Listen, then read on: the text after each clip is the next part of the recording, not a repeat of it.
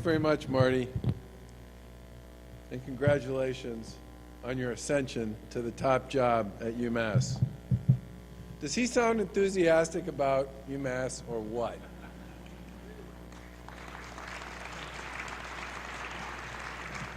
Can you guys hear me? Because I can't tell if this mic's too far away from me. Hands in the back if you can hear me. Okay, good. Marty talked a little bit about our cabinet and the fact that it's bipartisan. So we live in a very polarized political climate, and this was sort of brought to my attention a number of times after the election, which was just about a year ago. And I was trying to find a Secretary of Transportation, and I talked to a whole bunch of people, and I really hadn't found somebody who gave me a sense that they understood what was going to be required to deal with the many issues we were going to face in transportation. And this is, of course, before it snowed, and we all know what happened after that. And a friend of mine said, you know, you should talk to Stephanie Pollack. And I said, Stephanie Pollack, let me see. She works at the Dukakis Center for Regional Urban Planning over in Northeastern. She used to be the Chief Operating Officer of the Conservation Law Foundation. You mean that Stephanie Pollack? They said, yeah. I said, well, I don't think she and I are going to have a lot in common. And they said, well, you'd be surprised. So I called her up, and she took the call. And she came, which all by itself, I was pretty impressed. And she's obviously a big D, and I'm not. And so we got together, we talked for about an hour and a half, and she was absolutely perfect. And at the end of the conversation, we were walking out to the elevator, and I looked at her and I said, you know, if I offer you this job, I'm going to get an incredible amount of grief from my friends. And she looked at me and said, if I take the job, I'm going to get an incredible amount of grief from my friends. And I think in some extent that's one of the major challenges we all face in politics and in government these days.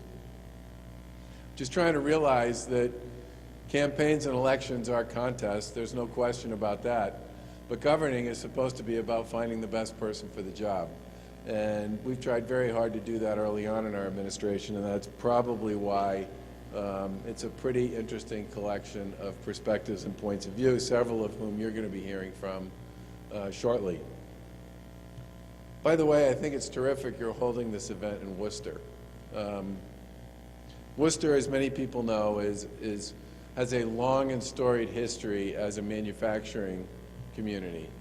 And one of the things I don't think many people know, or don't know as much as they should know, is that Worcester remains a top 50 advanced manufacturing city in America, and over the course of the past 4 or 5 years has seen as much growth in its manufacturing cluster as many other manufacturing communities in and around the country. And between Worcester Tech and WPI and the other college clusters out here and the Advanced Manufacturing Collaborative with the Worcester Chamber of Commerce, this is really an interesting place with respect to how you bring science, technology, engineering, and math together to create jobs across what I would describe as sort of the employment spectrum for people at a variety of different levels of educational and professional attainment.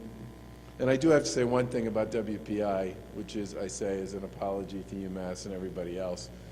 I was out at my son plays football for Union, and I was at WPI a couple years ago watching the football game. And first of all, I was very impressed that the kids who were joining a fraternity at WPI managed to correctly spell Worcester Polytechnic Institute across their stomachs one letter at a time as they went out at halftime as part of a prank. But I saw one of my all-time favorite T-shirts, which was, after the game, somebody was walking along and it said, "Friends don't let friends go to MIT." But that just speaks to some extent to the richness of our educational assets. Massachusetts is blessed, as I'm sure all of you know, with an enormous and successful and world-class educational infrastructure.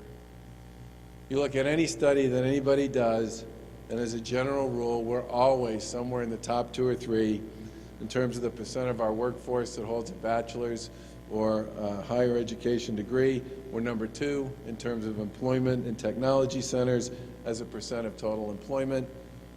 And our economy is often number 1, depending upon which technology and science index you rely on. We're always among the most traded business clusters. Not news to anybody here, whether you're talking about biopharmaceutical industry, medical device, aerospace, especially when you get a little farther west, analytical instruments, information technology, and the like. In many ways, we are a gold standard when it comes to healthcare and higher education. We also have a strong reputation, well-deserved and well-earned over a long period of time with respect to academic achievement. Long before people were talking about assessments nationally and curriculum frameworks nationally, people were talking in Massachusetts about frameworks and assessments. And one of the things that happens when you get older is you actually live through a whole bunch of history that to a lot of other people looks like stuff they'll have to read about. And I served in state government, as Marty pointed out, back in the 90s. And I was there when we passed the education reform law. I served on the Board of Education for 5 years when we put the curriculum frameworks in place in the original MCAS exam. And at that point in time, on most of the national exams, Massachusetts did okay. We were sort of somewhere in the middle, but nothing special relative to many other peer states, despite the fact that we had a very significant and successful higher education infrastructure. Well, the rest is sort of history. Over the course of the next 20 years, we became the only state in the country that's ever finished first on the National Assessment for Educational Progress exam in both math and English. We've done it 5 times. And as most of the folks in this room probably know, if Massachusetts were a country, it would be a top 5 player in the world on the TIMSS Science Assessment exam and number 6 in math. That didn't happen overnight, and it didn't happen by accident. And it wasn't just a function of the fact that we have a lot of really smart people here in the Commonwealth. It's a function of the fact that a lot of people working very hard together took a state that was good and made it great over a long period of time. And that, in some respects, is something we should be justifiably proud of, because as the nature of the economy has changed and people's expectations about what you need to know to be successful have changed, the Commonwealth has done a pretty terrific job of making it possible for people to play at a higher and a higher level.